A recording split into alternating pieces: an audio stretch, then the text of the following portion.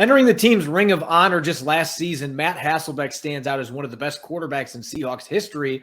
But how different might history be if the Seahawks wouldn't have acquired him from the Packers back in 2001? Rob Rang and I are going to revisit that trade and what might have transpired if the Seahawks didn't pull off that trade in our latest What If Wednesday on Locked On Seahawks.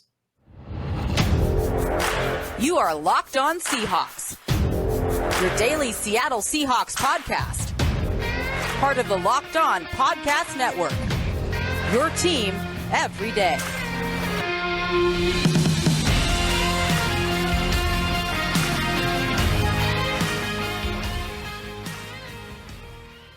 Greetings, 12s. This is Corbin Smith, your host for Locked On Seahawks. Joining me for our Wednesday episode, my co-host in crime, Rob Rang. Thanks, as always, for making Locked On Seahawks your first listen 5 days a week. We greatly appreciate it. We're going to continue our 90-player countdown today. We've got numbers 45 through 41, getting closer to our top 25, and we're going to be revisiting the What If segment, our latest What If, looking at what might have transpired if the Seahawks wouldn't have traded for Matt Hasselbeck back in 2001. I know Rob and I are both eager to revisit that trade and how differently things might have been if Seattle didn't reunite Mike Holmgren with his former quarterback from the Green Bay Packers. Now for your lead story here on Locked On Seahawks. It seems like every year for the past 9-10 years that we've seen alternative professional football leagues try to stamp out their own mark in the marketplace. And for the most part, they have failed. We've seen the XFL have two different renditions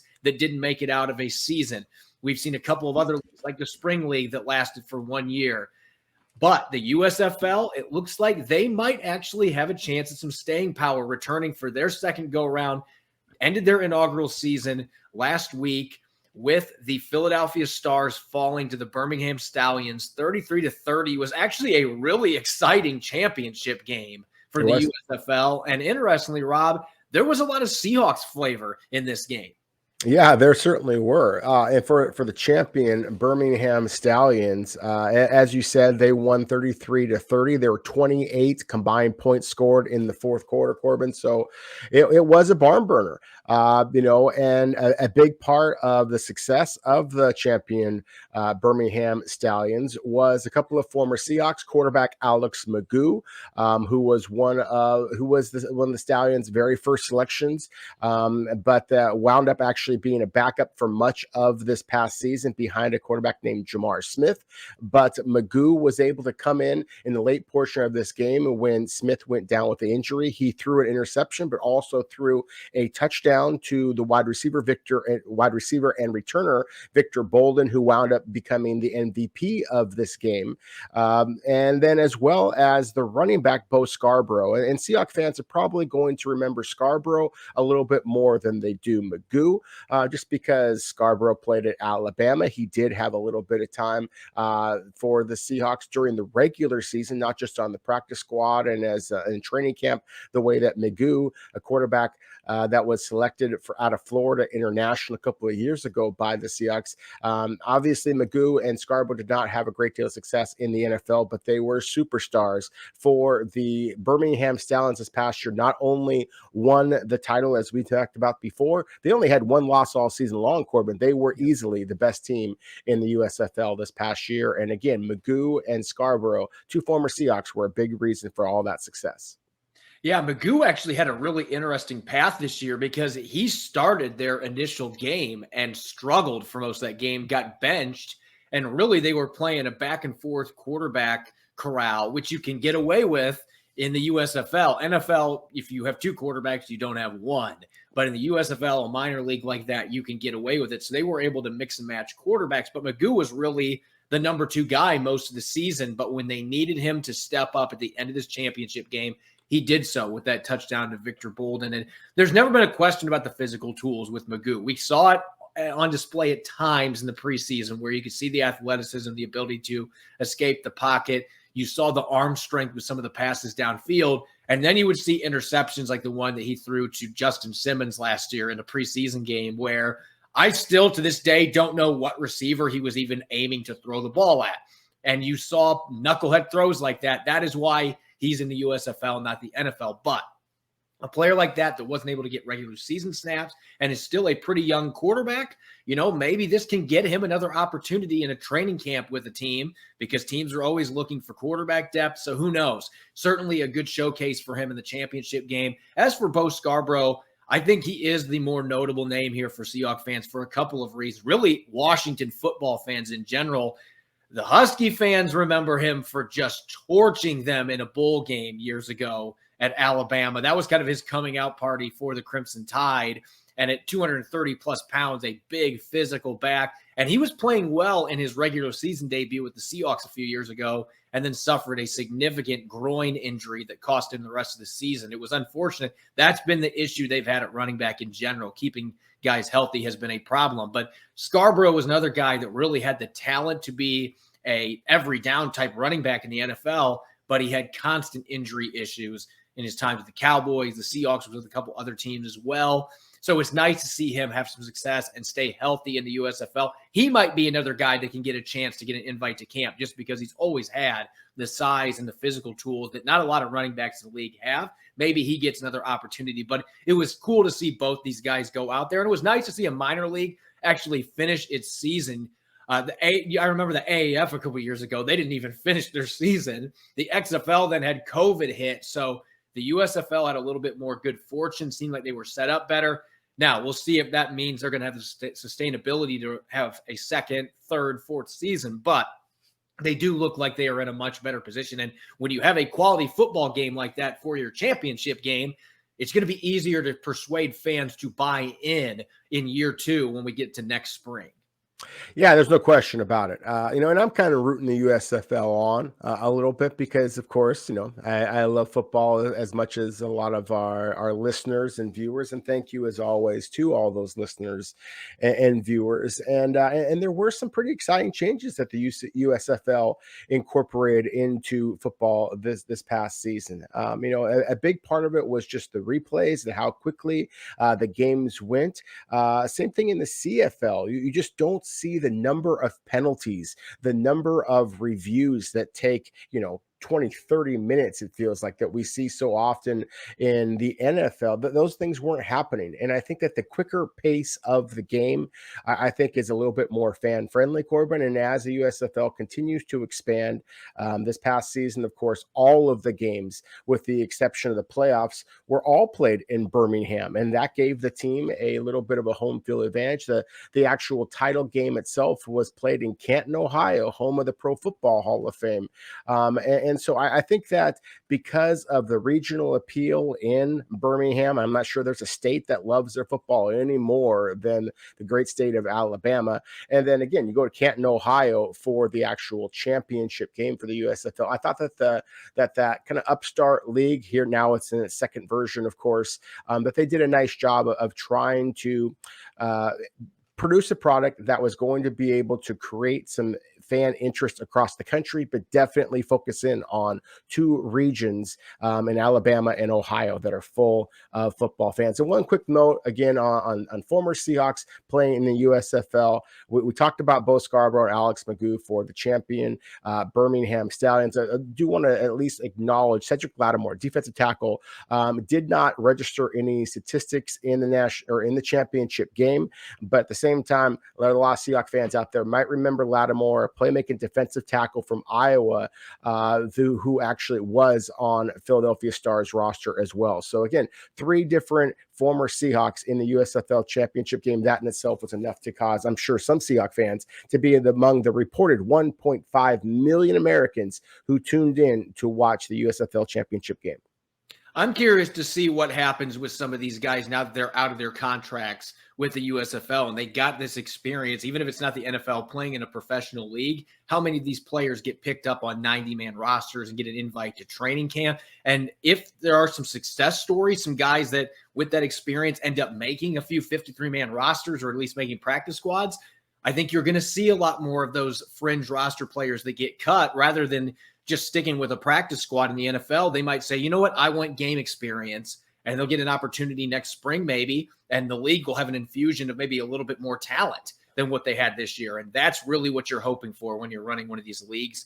so that you can have sustainability. We'll see if the USFL is able to obtain that. It's been tough sledding for all the other leagues, but maybe, just maybe, this will be the one that hits and ends up having long-term sustainability as a secondary league to the NFL. Up next, we're going to be revisiting our What If segment here on What If Wednesday, checking out the trade that sent Matt Hasselbeck to the Seahawks back in 2001. What would have happened if the Seahawks didn't make that move?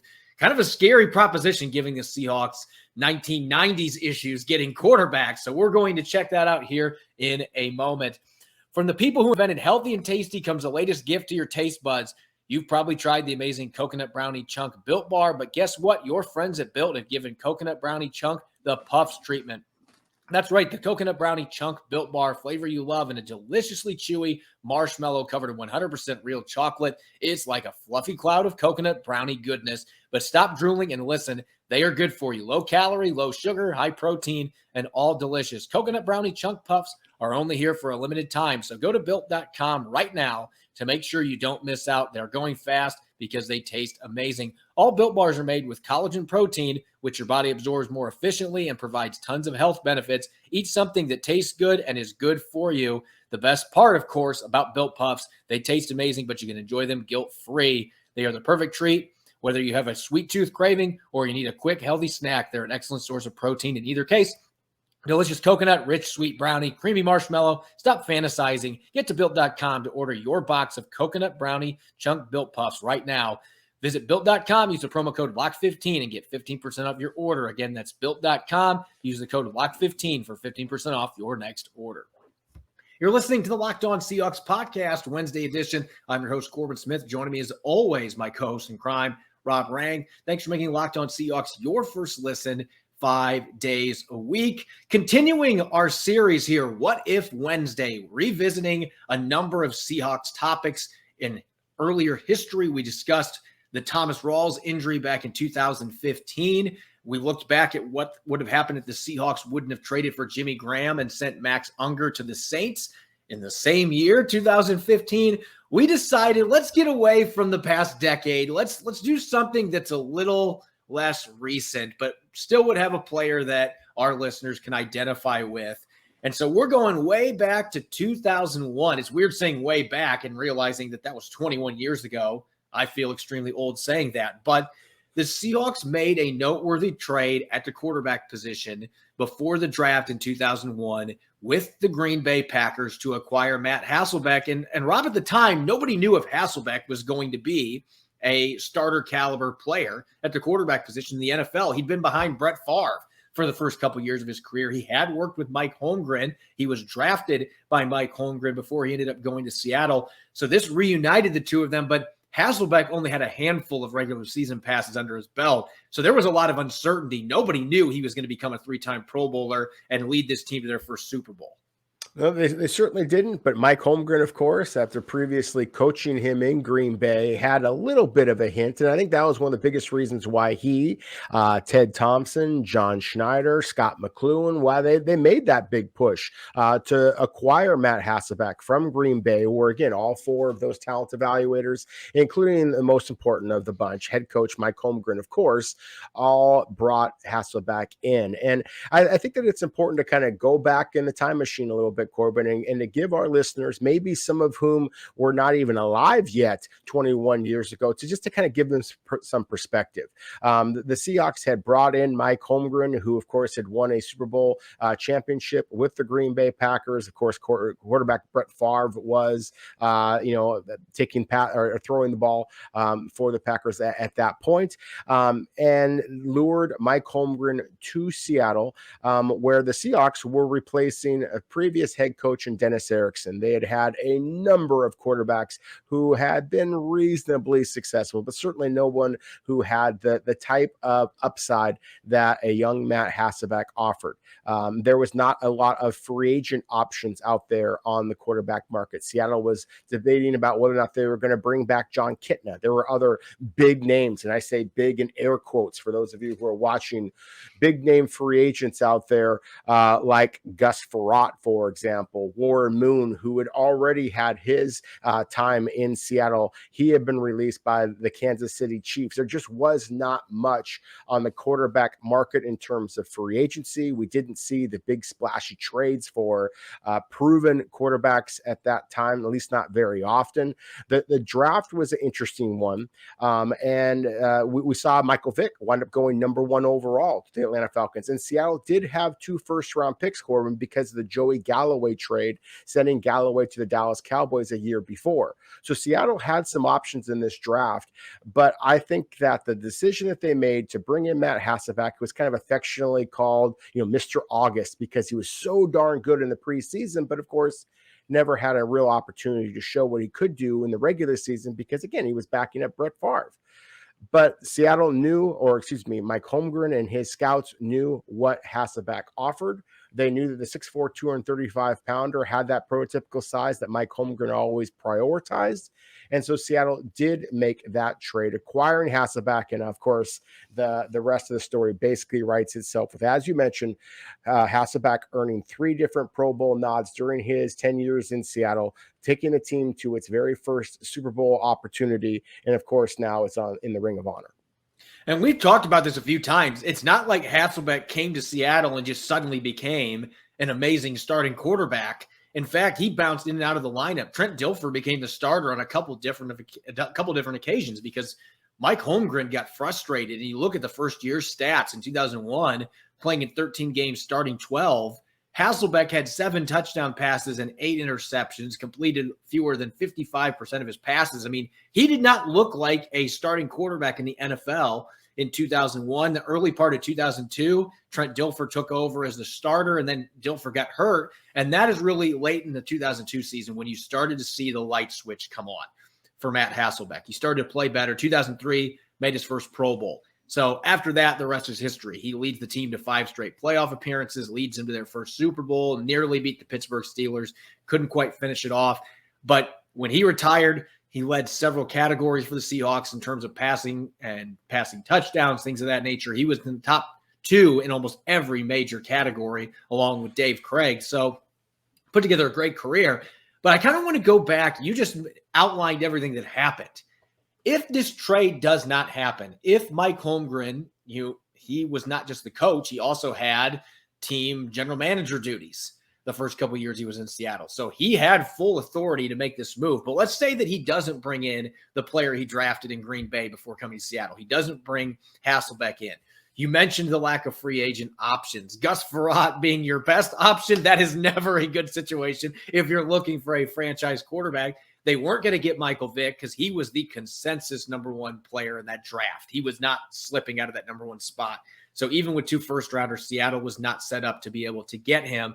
And the rest of the quarterbacks in that class, aside from Drew Brees was available and got picked at number 32 overall. I'm sure fans would have loved to see Drew Brees playing in Seattle, given what we know now, but there wasn't certainty about him being a franchise quarterback. And the Chargers traded him or got rid of him at one point, and the New Orleans Saints signed him because they had moved on. They had moved on to Phillip Rivers, who they viewed as their franchise quarterback. So there was a lot of uncertainty, not a lot of depth in that class in terms of quarterbacks, not many free agents available. The one name that I will throw out there, Drew Bledsoe after the 2001 season, former Washington State star. So he had starred out here in Pullman, was not a fleet-footed quarterback, but certainly had a big arm, and at that point was still a quality quarterback in the league. That might have been a fallback option that matched with Mike Holmgren's offense, running that West Coast scheme. That might have been a good fit in the short term if they wanted to go that route after 2001. He ended up going to the Buffalo Bills because the Seahawks didn't make a play for him. But that would maybe be the only name back then if you're going for a veteran that would have made much sense, that could have kept the Seahawks in the hunt for a playoff berth. I don't think signing somebody like Gus Frerotte would have moved the needle at all for them. So I think when you look back, really, the Hasselbeck trade, if it didn't happen, maybe they end up getting their guy a few years later, but the trajectory for this franchise getting to the Super Bowl in 2005, at minimum, it's going to get delayed. And then you could potentially lose Steve Hutchinson as they did. Who knows if they ever get close to getting to the Super Bowl without making this trade. It ended up being a home run for him, even if that first year things didn't look good and Hasselbeck really struggled.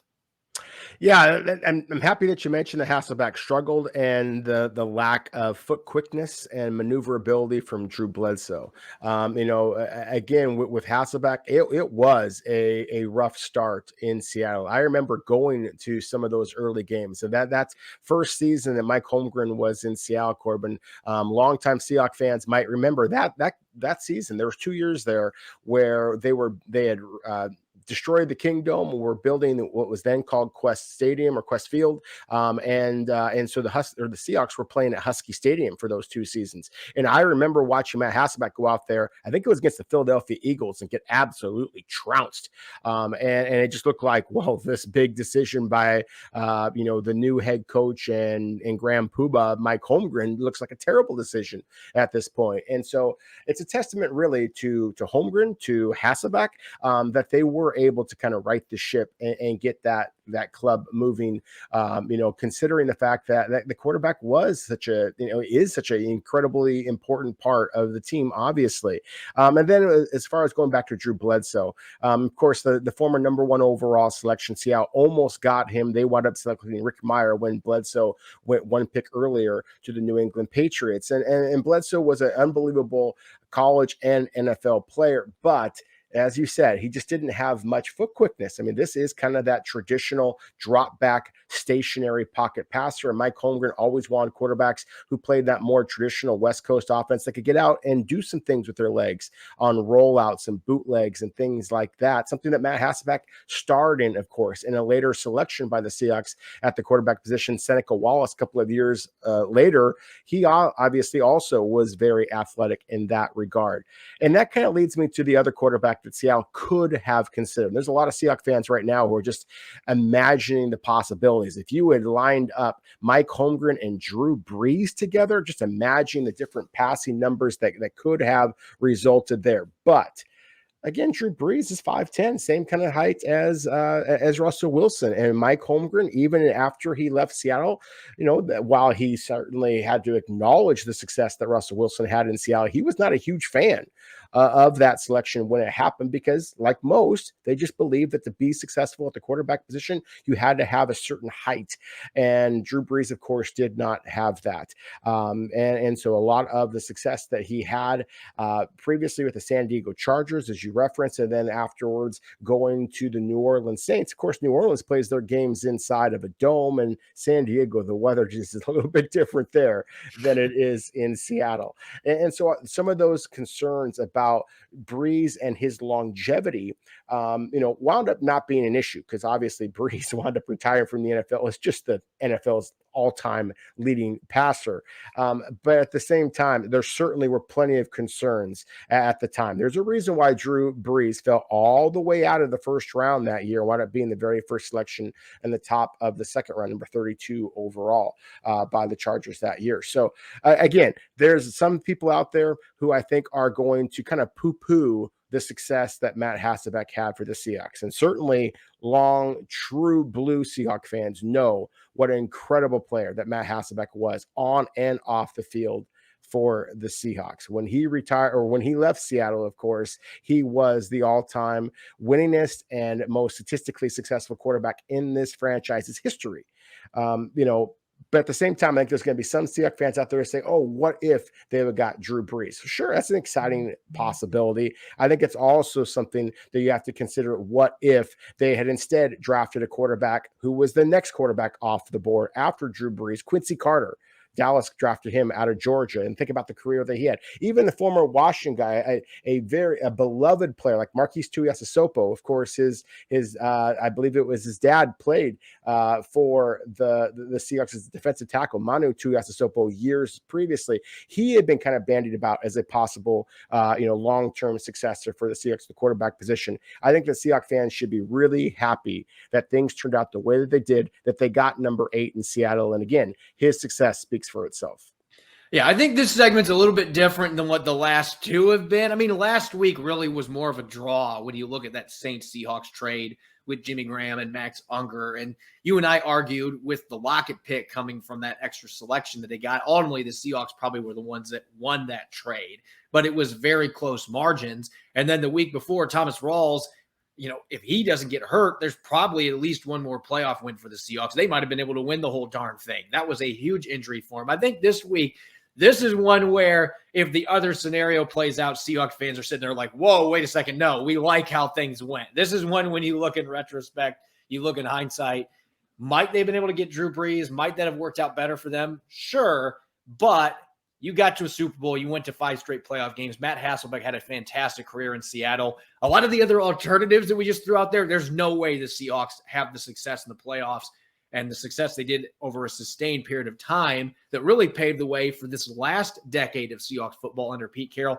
There's no way they're near successful without making this trade and having Hasselbeck go through those bumps, eventually develop into a franchise caliber starting quarterback. And that's really what got this franchise on the right side, able to advance the playoffs and do some damage, get to the big game, and set up the success that they've had now for really the last 2 decades. A lot of that coincided with Holmgren and Hasselbeck, the coach and the quarterback coming in and really changing the culture and making this a perennial contender in the NFC. We're going to continue our 90-player countdown here coming up next. We've got numbers 45 through 41. So we're almost into the top 40 on the roster. A lot of familiar names, Rob, that we're going to be getting to on today's show. Let's start it off here. Coming in at number 45, Marquise Goodwin.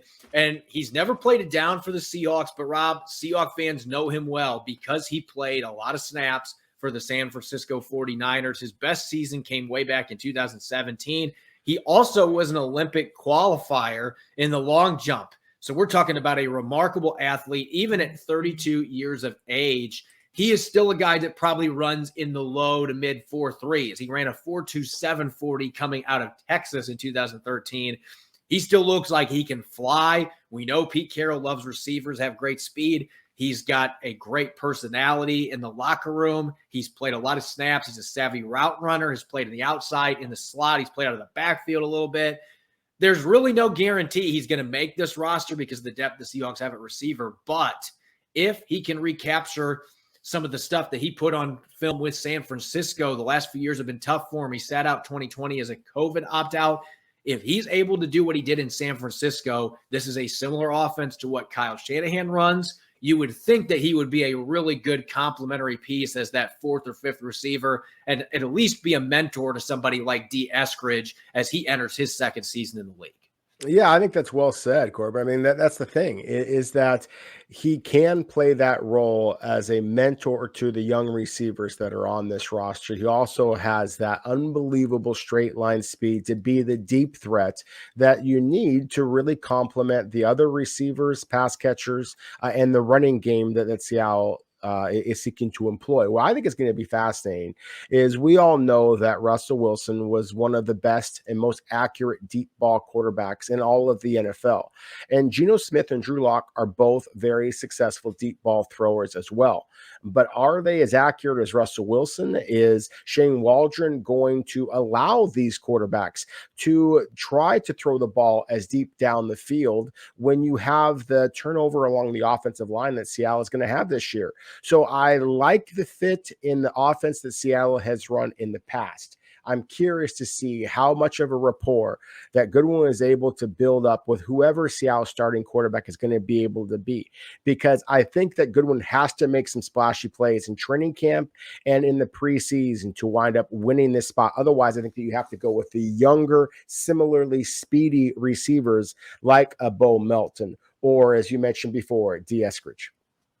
Yeah, that's going to be the issue here is they've got a lot of young receivers with upside who are just as athletic, and Goodwin at this point at least is not the athlete that he was 10 years ago when he was coming into the NFL. Still very athletic. So he's going to have a great training camp and preseason to really solidify a roster spot. Right now, I think he's truly a 50-50 player. Up next here at number 44, another Miami Hurricane running back. We talked DJ Dallas yesterday. Travis Homer was picked in the 6th round 1 year earlier by the Seahawks. And he has certainly had his moments, in particular on special teams. His rookie year had a big run on a fake punt against the Vikings. Last year had a 73-yard touchdown on a fake punt run against the 49ers at home. So he has been exhilarating on special teams. We've seen glimpses on offense too. He's much stronger than he was when he came into the league. He was around 200 pounds. I bet he's close to 215 now. And he's one of the rare cases, Rob. I've talked about this a lot on our show. I don't like it when running backs bulk up in the NFL. 90% of the time, it doesn't work out well for them. But in the case of Travis Homer, I think he looks faster, more explosive, and obviously he's much better suited to run between the tackles now at 215 pounds. The key, of course, is going to be staying healthy. He had a major calf issue last year that held him out of most of training camp. Now that you've got Ken Walker III in town, you brought back Rashad Penny. This is going to be a crowded backfield. He is a great special teams player. He's the best pass protecting running back on the team. That gives him an edge as a third down back. Right now, I would think that he has that edge over DJ Dallas, which is going to make this a very interesting competition to watch, because really, I think both those guys right now, they truly are battling for that third down role and special teams reps. Not going to be in the mix to start with Rashad Penny, Ken Walker III. If Chris Carson comes back, that just makes it a bigger logjam.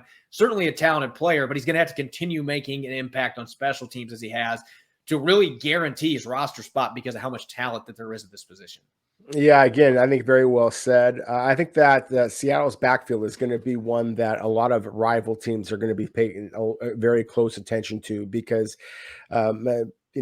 I do agree with you. I think that this is going to come down to DJ Dallas versus Travis Homer to have that fourth running back spot. Chris Carson, of course, being a huge wild card here. But both of them have proven themselves to be legitimate NFL backs, not only as runners, but as receivers, pass protection, special teams, the gamut.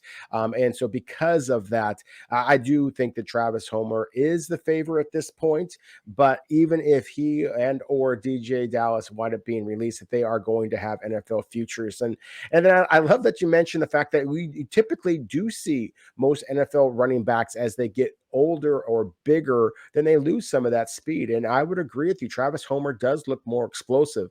I don't know what happened to those biceps. Looks like he was on the Robert Turbin plan with the way that he just bulked up. I mean, a lot of times you see that. Oh, he does. He looks like Arnold out there. I mean, it's impressive with what he has been able to do, the way that he transformed his body. He looked like an NFL athlete before, but he looks like a bodybuilder now. And a lot of times when guys get that big, they lose their flexibility, they lose their explosiveness, and he maintained that. So kind of like what we said before, kind of acknowledging both Holmgren and Hasselbeck previously, I think you got to give Travis Homer and Seattle's, workout crew, just all their trainers, you have to give them an awful lot of credit for what Travis Homer has been able to do. Coming in next on our list at number 43, this guy just got paid recently. Brian Monet getting a really nice 2-year, $12 million extension that he certainly earned. And at 345 pounds, as Pete Carroll has called him, he's svelte. This guy is in shape for a 345-pound defensive tackle. He came into the league out of Michigan undrafted at 360 pounds. And last year, all he did, Rob, he played in a career high in games, career high in tackles. He had a pair of sacks. So he was able to contribute some as a pass rusher from the interior, which you don't expect from a 345-pound nose tackle. And with him producing the plays that he did, particularly that Colts game in the season opener, how dominant he was, we've seen short glimpses of that. Seattle is betting on him finding that more consistently in the future because I think they're viewing him in this 3-4 scheme. He's going to be the anchor in the middle of that line. They're hoping for the next 4 or 5 years, ultimately, because Al Woods is not going to be here that much longer. He's at the tail end of his career. They're going to be passing that torch to Brian Monet, and he's got a chance to be that long-term nose for them. If he can take a couple more steps from last year, he's got a chance to be one of their breakout players on defense this season.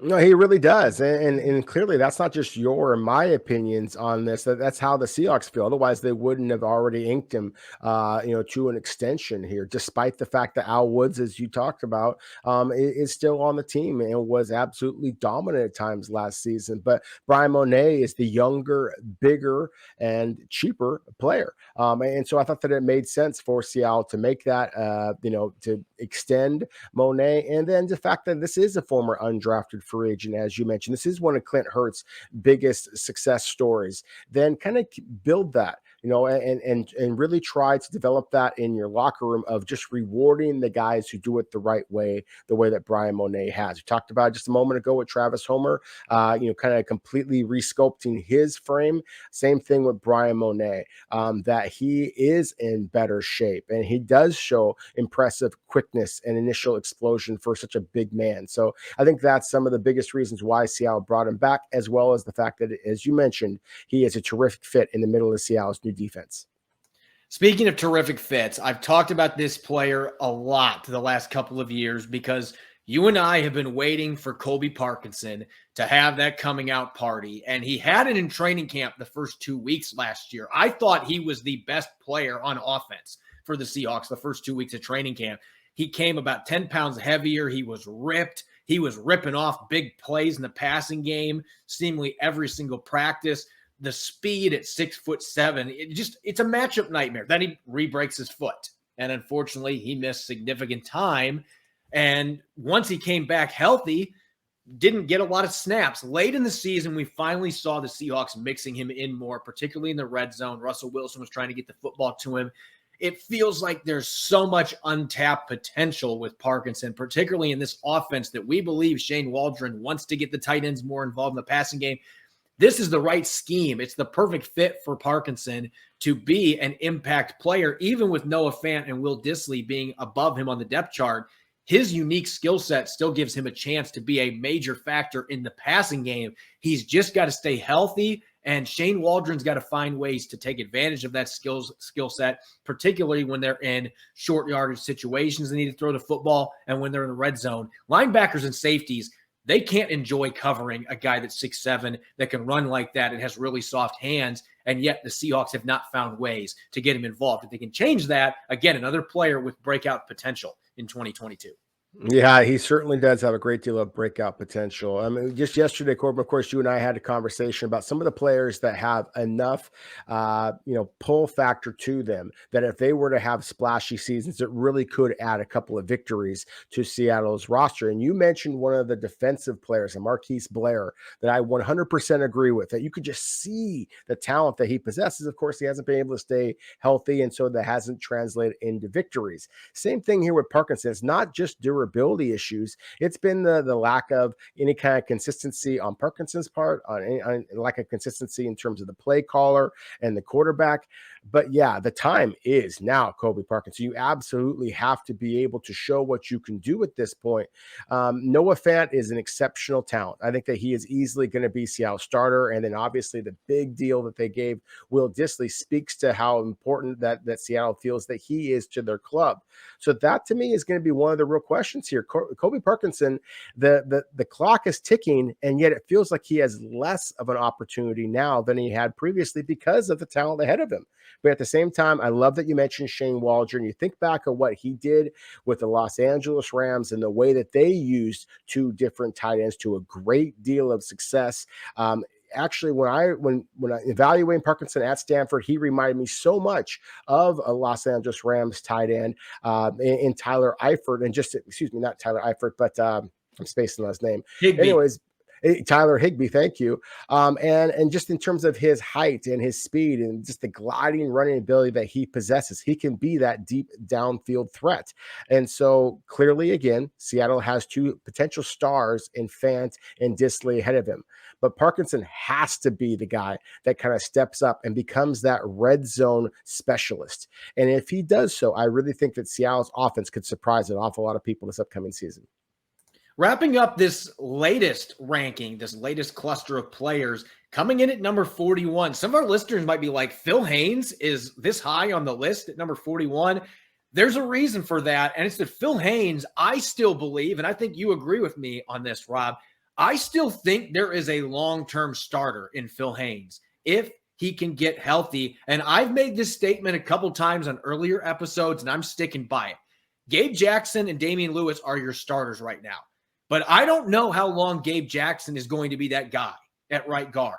And I just have this feeling that Phil Haynes could make things somewhat interesting in training camp because this is a rebuilding roster. It's a young roster. if Seattle looks at Gabe Jackson in camp and reaches a conclusion, you know what? His best days are probably behind him at this point.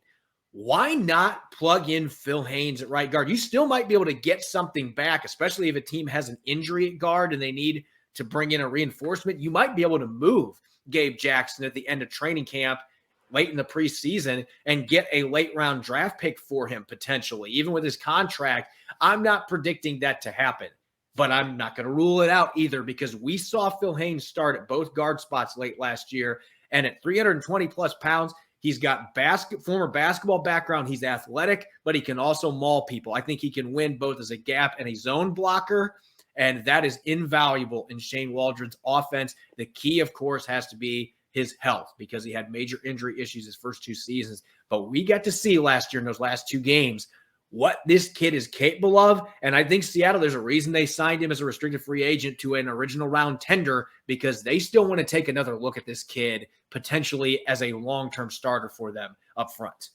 Yeah, exactly. I think that's appropriate. We're having the conversation about these 5 players on What If Wednesday, because it feels like this is the what if group of players for the Seahawks here. And Phil Haynes is quite literally and figuratively one of those biggest of the what if possibilities here, just considering his size, 6'4", 320 pounds. And with the feet that he possesses, the physicality that he possesses, it screams starter in the NFL. And, we had a conversation a few days ago, Corbin, in terms of what if kind of things. And we looked at some of the Seattle's previous draft picks that didn't turn out and things like that. One of the ones that I wanted to talk about a little bit more that did turn out, just not necessarily in Seattle, would be Mark Glowinski, who wound up becoming a longtime starter at the Indianapolis Colts. I believe he signed a free agent deal this past season somewhere else. But the point is, yeah, the point is that he now has had 2 different NFL teams that he is being viewed as a plug and play kind of a guy.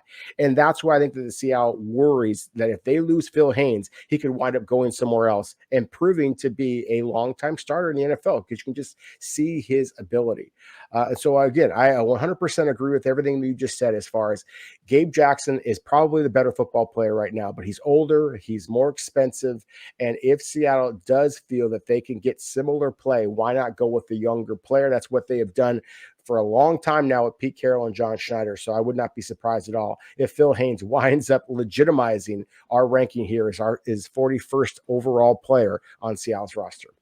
Hey, Rashad Penny went for 170 plus yards those 2 starts that Phil Haynes started at both guard spots, and he only gave up 1 pressure in pass protection in the 3 games that he played in. I know it's a small sample size, but he was great in pass protection and in a run blocking game, both in the zone and gap concepts. He was just great in those 2 starts. It's a small sample size. I still think there's a starter there. So we'll see what happens. I think it's Gabe Jackson's job. I think it's Damian Lewis's job, left and right guard. But keep an eye on Phil Haynes. He's somebody I'm circling going into training camp, and I think could be a fascinating player to watch in August as the preseason unfolds. Could still be a starter down the line for Seattle. As always, thanks for making Locked On Seahawks your first listen 5 days a week. You can follow me on Twitter, Corbin Smith NFL. You can follow Rob at Rob Rang. Check out the Locked On Seahawks podcast on Apple Podcasts, Google Podcasts, Spotify, and of course 5 days a week on YouTube. Coming up tomorrow by popular demand, I'm on family vacation, and just as we did this time a year ago, my mother, Trina Chapman-Smith, is going to be jumping on. We're going to be ranking opposing quarterbacks on the Seahawks schedule. That episode was really well received a year ago. I came here for the family trip, and she was like, are we going to do it again? Yes, we're going to do it again. So you won't want to miss that on our Thursday edition of Locked On Seahawks. We'll see you then. Enjoy the rest of your Wednesday. Go Hawks.